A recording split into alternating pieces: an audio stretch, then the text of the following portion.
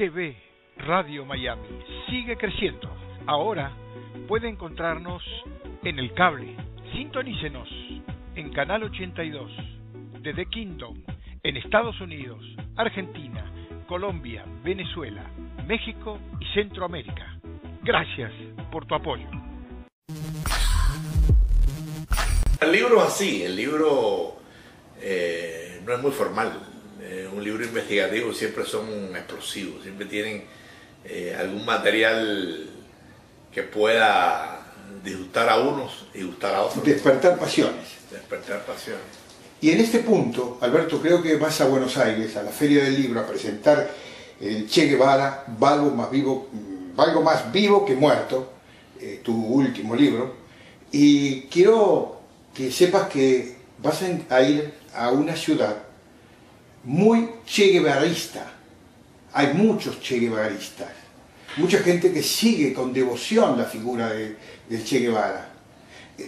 Muchas veces lo hacen por desconocimiento absoluto y otros por convicción de personas que siguen, bueno, la línea de izquierda y encuentran en el Che Guevara una especie de símbolo.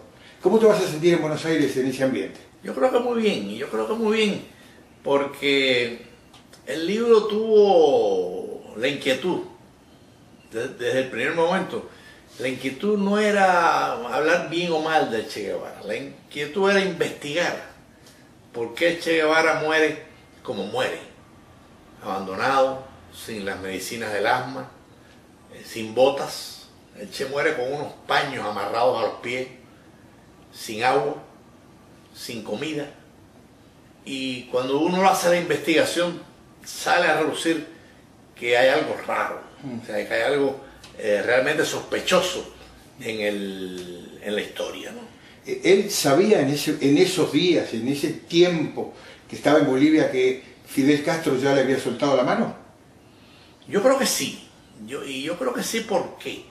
O sea, no nos olvidemos que el distanciamiento del Che con Fidel se produce en el año, hay un punto de inflexión, yo lo digo en las entrevistas que me han hecho, hay un punto de inflexión, de rompimiento, que es cuando el Che va a Argel, a la conferencia afroasiática, y pronuncia el famoso discurso contra la Unión Soviética y contra Estados Unidos, en donde acusa de mezquinos a los soviéticos, porque no se ocupan de los movimientos populares y no ayudan, no hay solidaridad.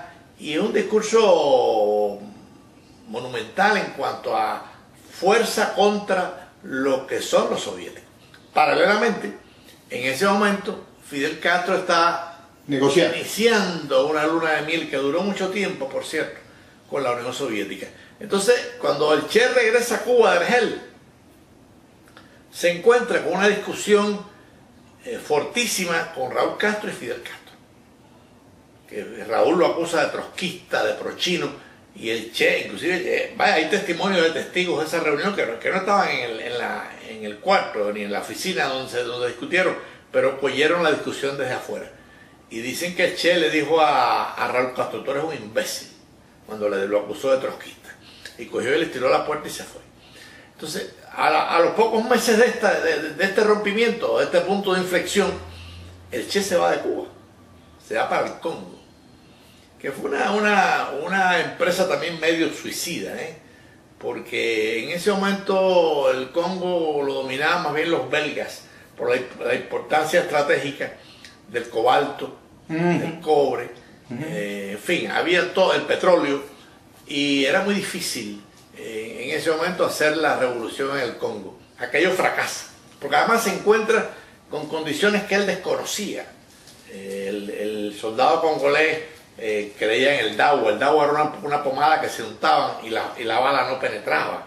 El soldado congolés no era un combatiente, no era un ideólogo, o sea, no tenía la menor idea de lo que era la revolución marxista que quiso Lugumba y que supuestamente quería el Che.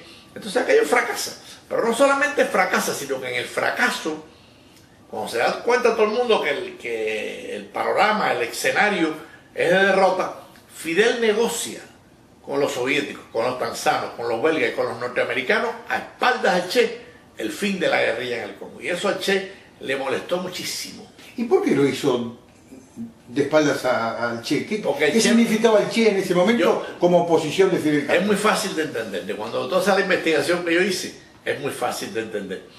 El Che era un hombre apasionado. El Che no era un gran estratega, pero estaba apasionado, enamorado de la guerrilla, de la revolución, un poco de esquizofrenia, y lo digo en el sentido respetuoso de la palabra, o sea, un amor desenfrenado por la lucha armada, por la guerrilla.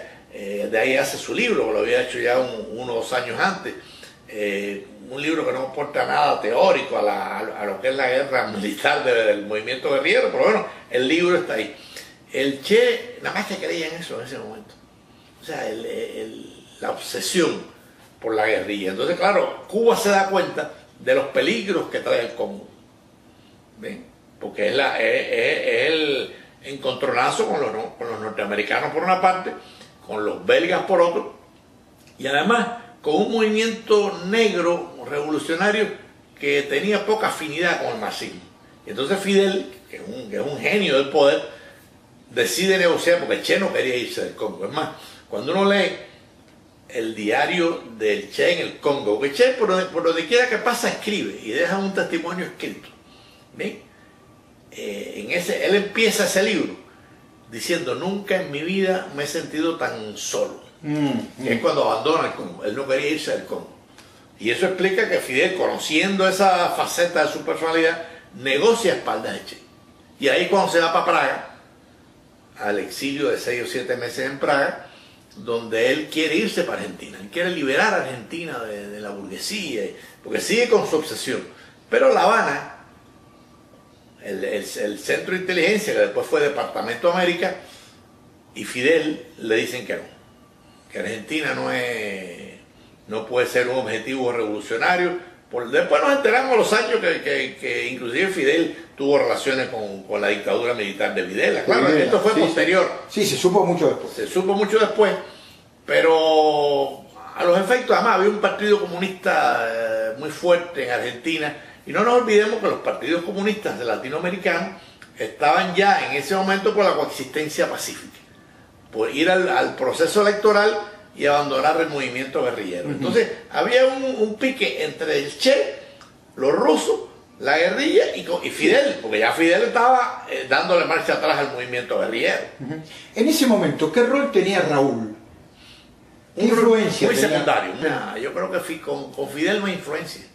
Fidel es una personalidad extravagante. No, pero que le prestara atención, que de repente coincidieran en algunos lineamientos de las operaciones que llevaban. Bueno, ellos coincidieron, fíjate qué interesante. Fidel y el Che coinciden en lo que ellos llaman el voluntarismo en Cuba. Al principio de la revolución, el trabajo voluntario, el dinero que votaron por los camiones y con los obreros, los trabajadores yendo al campo, al trabajo voluntario. Entonces ahí no se producía nada, era más bien un gasto económico, y los rusos se lo señalan. Cuando los rusos empiezan a entrar en Cuba, le empiezan a decir a Fidel: oye, aquí hay que ordenar la economía, esto hay que planificarlo. Cuando tú mandas 10 camiones para el campo con 200 obreros, hay que llevarle comida, hay que gastar gasolina, y después ¿qué producen esos obreros, esos intelectuales o estudiantes universitarios? En el campo. En el campo. Y entonces, bueno, hubo una coincidencia inicial entre Fidel y el Che con el voluntarismo. Pero Fidel empieza a distanciarse del voluntarismo en la medida que se acerca a los soviéticos, y el Che, que odiaba a los soviéticos, porque además era trotskista, era de filiación trotskista. Sabemos que los estalinistas y los trotskistas es como el aceite y el vinagre. Entonces el Che sigue con su sueño voluntarista, y después, bueno, después viene ya el rompimiento de economía. Fidel Castro evidentemente siempre fue un reprobado en cómo llevar a Cuba adelante en lo económico, y muchas veces se le echa la culpa por el bloqueo, pero él nunca fue un hombre que tenía un plan que pudiera poner en el mejor lugar a Cuba. Fidel era un incapaz, un ignorante de la economía. Es más, al principio de la revolución, de secar la Ciénaga Zapata, esa fue una idea de Fidel. Como si ahora Obama en Estados Unidos se le ocurriera de secar los Everglades, bien, que es una zona de riqueza de riqueza natural para el área, ¿no? A Fidel se le ocurrió el que sembrar café caturra en las afueras de La Habana, que eso fue otro desastre. Se botó dinero. O sea, Fidel es un hombre de poder, no es un hombre de economía, no es un hombre de planificación. Es un Stalin caribeño. O sea, un hombre que lo que le interesaba era el poder, y a favor del poder hizo todo lo que tuvo que hacer. Vivió subvencionado medio siglo. Los soviéticos primero y Venezuela después con Hugo Chávez. Nunca Fidel, en la Revolución Cubana con Fidel... Nunca hicieron nada por mejorar la economía de la gente ni del país. El otro día estaba leyendo, ¿quién fue el que concretamente mata al Che Guevara?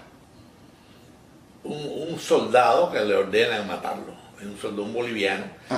Hay múltiples versiones, pero cuando uno investiga los principales biógrafos del Che, como Anderson, el norteamericano, Castañeda, el mexicano, Pacho Donner, el argentino, después, en fin, hay toda una serie de libros. Cuando tú haces la investigación, todos los ensayos sobre la muerte, el libro de Félix Rodríguez, el cubano, agente de la CIA, tú te das cuenta que realmente lo mata un soldado boliviano que recibe la orden del general Selig, ¿bien? Y entonces lo matan, lo ordenan. Inclusive hay una gestión que está en el libro de Félix Rodríguez, que está inclusive confirmada por el gobierno boliviano, donde hay una gestión de la CIA a través de Félix Rodríguez para que no maten al Che. O sea, la CIA quería al Che vivo, inclusive le ofreció a Barrientos un avión para trasladarlo a la base militar norteamericana que en esa época había en Panamá. ¿Sabes por qué te lo pregunté? Porque, si mal no recuerdo, en esta cumbre de Panamá, donde los venezolanos hicieron tanto escombro, sí, y tanta vergüenza del lado de Maduro, surgió que precisamente Félix Rodríguez era quien estaban acusando como el verdadero asesino del Che Guevara. Sí, eso no tiene ningún fundamento histórico. Eso es una campaña más como cuando nos acusan a todos nosotros los cubanos de agentes de la CIA y de terroristas. Hay una página cubana que me pone a mí como terrorista. Yo ni siquiera sé usar armas. Jamás en mi vida he tenido lo que es un artefacto explosivo en mi mano. Claro, tuve que alzarme, tuve que participar en toda una serie de procesos, pero jamás yo he sido terrorista, porque además no manejo armas. ¿Cómo puede serlo? Jamás he trabajado, jamás he recibido un centavo de la CIA.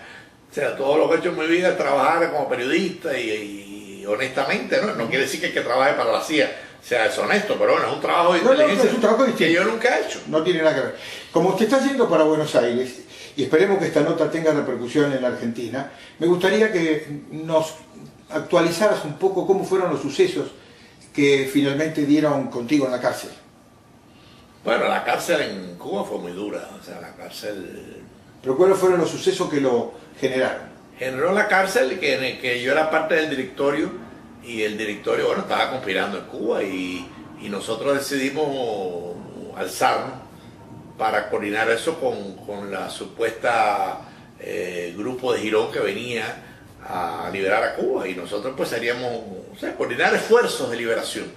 Pero aquello fracasó estrepitosamente, entre otras cosas, porque la ayuda supuesta que íbamos a recibir, pues no se recibió, y llegó Girón y fracasó. O sea, los norteamericanos fueron muy torpes, y los cubanos que dirigieron aquella operación también, al permitirle a los norteamericanos el mando de la operación, ¿no? Pero bueno, eso es una historia. De ahí cayó en la cárcel. El primer día de cárcel fue un simulacro de fusilamiento en la Sierra Maestra, y después, bueno, la cárcel en Cuba pues hubo tortura, hubo golpes, hubo de todo lo que no se le debe hacer a un ser humano preso, ¿no? Lo mismo, y hay que decirlo, yo lo digo en mi libro, cuando el Che Guevara cae preso en Bolivia, a un prisionero tú no lo puedes matar como se mató a Che Guevara, o le hacen un juicio sumarísimo que no se lo hicieron, y entonces prácticamente lo asesinan, ¿no? Y eso no está bien. O sea, no, el hecho de que sean adversarios, de que sean de un pensamiento... Sí, una cosa es en combate y otra cosa es sangre fría, como fue. Claro, a sangre fría, ¿no? Pero además es muy interesante, por eso este libro ya ha levantado cierta polémica, porque yo en el libro, y te robo unos minutos, yo hablo de los eslabones del abandono, y cuando tú unes los eslabones del abandono aparece Fidel Castro, porque el primer eslabón del abandono es como Fidel rompe con el Che por el discurso que el Che hace en Argelia. O sea, aquí ese es el primer eslabón y el Che sale de Cuba. Es más, a los 2 años se hace el Partido Comunista Cubano y en el primer comité central sacan a todos los guevaristas. No hay un guevarista en ese nivel de mando del partido. Pero después viene la escogencia de Bolivia. Bolivia no tenía ninguna posibilidad de ser un fermento guerrillero, entre otras cosas porque había habido una reforma agraria del gobierno de Paz Estenssoro en el año 56. Inclusive hay una reunión de Fidel Castro con Mario Monge que está documentada históricamente, donde Fidel le dice a Mario Monge en el año 63 que le daba mucha pena por los bolivianos porque Bolivia no tenía condiciones guerrilleras, por una parte porque no tenía agua, no tenía mar, y segunda porque la reforma agraria le había dado tierra a los campesinos. Y es una pregunta que yo le haría a Fidel Castro si yo pudiera entrevistarlo, ¿no? ¿Por qué escogen a Bolivia para mandar a Che? Cuando Bolivia no tenía, y él mismo se lo había dicho al secretario general del Partido Comunista Boliviano.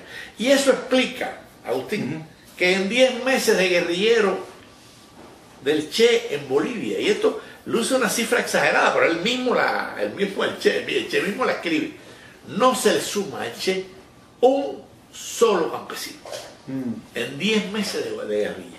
O sea que evidentemente se confirma que Bolivia no estaba en el plano. Y entonces Fidel, por eso este libro profundiza en una llaga que obviamente a los fidelistas cubanos les puede molestar. Y yo lo lamento muchísimo porque el periodismo investigativo no puede tener favoritismo, ¿no? Y ahí se producen después otros elementos como el retiro. El gobierno cubano tenía en La Paz un alto agente de inteligencia sembrado hacía muchos años, que era Renán Montero, alias Iván, que es el hombre, la conexión, el enlace entre el Che ya en las montañas y La Paz, Renán Montero.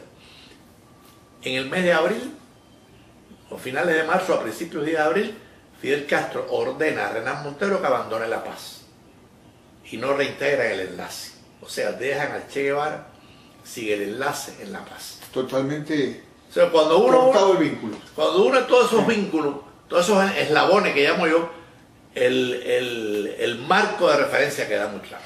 En algún artículo de tu libro, que vas a presentar ahora en la Feria del Libro en la Argentina, tú hablas del abandono del Che y haces referencia precisamente a la actitud de Fidel Castro, donde dices que era una sombra el Che Guevara para él. Sí, eso lo dice Benigno, uno de los oficiales que está en Francia. Tiene un libro muy interesante sobre esa etapa, ¿no? Y Benigno dice que él, y yo coincido con eso, yo creo que el Che además el Che era una persona, al margen del adversario, una persona mucho más consecuente que Fidel Castro. Fidel Castro no tiene consecuencias. Fidel Castro, si tiene que matar, mata, lo ha demostrado por mantenerse en el poder. El Che fusilaba y fusiló en la cabaña, cosa muy criticable, pero inclusive fusilando el Che en la cabaña era más humano que Fidel sin fusilar. ¿Qué quiero decir? El Che inclusive cuando fusilaba en la cabaña hablaba con los detenidos y les decía: tú te estamos fusilando porque tú cometiste este delito, o sea, cosa que no debió hacer. No, claro, pero trataba de justificarlo. Hablaba con la familia. El otro le importaba nada. No, Fidel ha matado a amigos y enemigos. O sea, Fidel no tiene paz con nadie. Y con este libro, o sea, con este escenario que nosotros recorremos, y a mí me llevó 5 años poder escribir este libro, que es un libro que se lee en 3 o 4 días, un libro que no es un libro largo, pero es apasionante cuando tú te das cuenta cómo Fidel Castro le molesta, más que a Fidel, a los que más les molestaba el Che era a los soviéticos, y eso hay que decir. Y por carambola le molesta a Fidel. Bien. Ahora, el Che fue uno de los tantos que de alguna manera Fidel Castro sentía que le hacían sombra. porque hubo varios asesinatos. Ochoa el otro. Ujú. Ochoa el otro, Uber Matos el otro. Uber Matos. Que no lo fusiló, pero lo encarceló 20 años. Ujú. Que gracias a que no lo fusilado tuvimos la suerte de conocerlo aquí. Sí, claro. Un personaje. Uber era un hombre muy honesto, un hombre muy consecuente. Un hombre que a mí me resultó muy querible, la verdad. Sí, sí. Un hombre extraordinario. Por cierto, tiene un libro muy interesante. El libro de Uber es muy interesante, Sí. sobre el proceso, su participación en el proceso revolucionario. Pero nada, aquí estamos preparándonos para ir para Para viajar a Buenos Aires. Hoy mismo me decía la distribuidora Ujú. que están recibiendo llamadas constantemente preguntando detalles de la hora de la presentación del libro, que será el viernes 1 de mayo en el Salón Sarmiento de la Feria Internacional del Libro en Buenos Aires a las 2:30. Entonces están llamando mucho, me dijo el de la editorial, oye, muchos llaman que son amigos tuyos, otros están en contra del libro. Y digo, bueno, eso es bueno.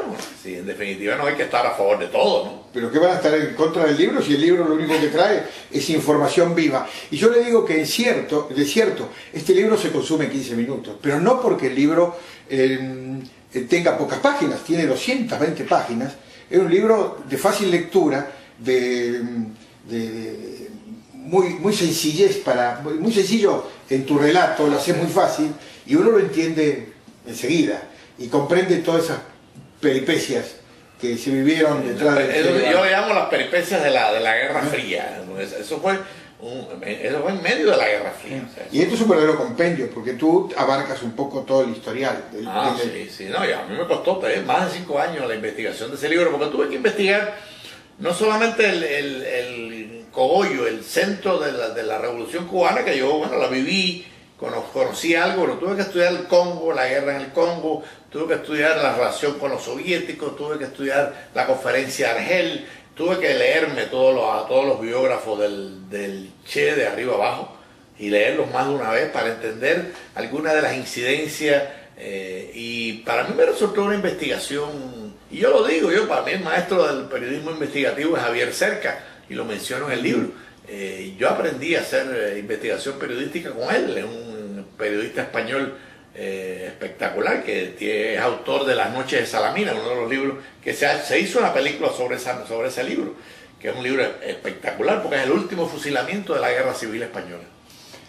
Alberto, para ir cerrando, mucho se habla de la muerte de Che Guevara y el mundo conoce 1000 versiones al respecto, pero poco se habla del hecho concreto cuando le cortan las manos a Che Guevara.